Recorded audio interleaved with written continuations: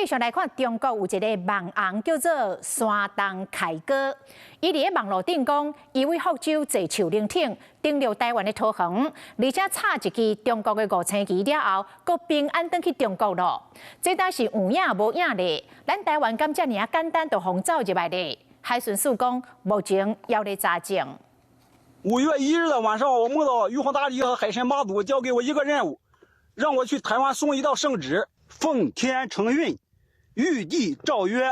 这个中国查甫人穿救生衣坐树林船伫海面拍影片，讲伊是奉神明的旨意要渡海来台。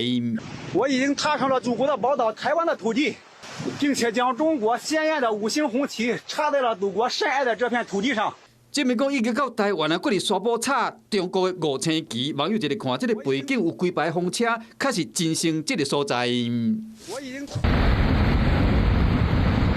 沙坡顶共款有几排风车，这是桃园市大园区调音风车群。中国网红山东凯哥，今日就是伫遮登陆的。伊自称是15位中国福建中陆沙坡落海炸4桶油，经过9点钟，伫下晡2点外到桃园市大园区插5星旗，发出卫星定位证实。佮讲伊即马人已经平安返去到国内啊。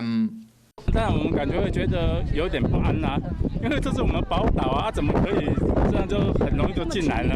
查考要10公里几工前，才发现过中国的爸仔囝偷渡来台湾被抓到，桃园海岸感觉变成偷渡的天堂。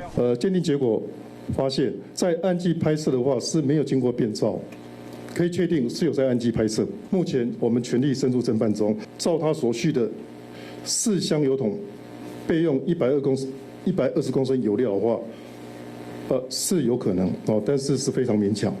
海巡署嘛承认讲，就算未来建立更较敏感的3公里的监控系统，因为这个树林船目标较细，伫监控游玩有困难。将调的监视器查明这个中国网红敢真正有登陆台湾，若违法入境，将会依法处理。Hello， 我是蒋欣梅，想要抢先掌握最及时的新闻资讯吗？赶快订阅、按赞、开启小铃铛，锁定华视新闻 YouTube 频道。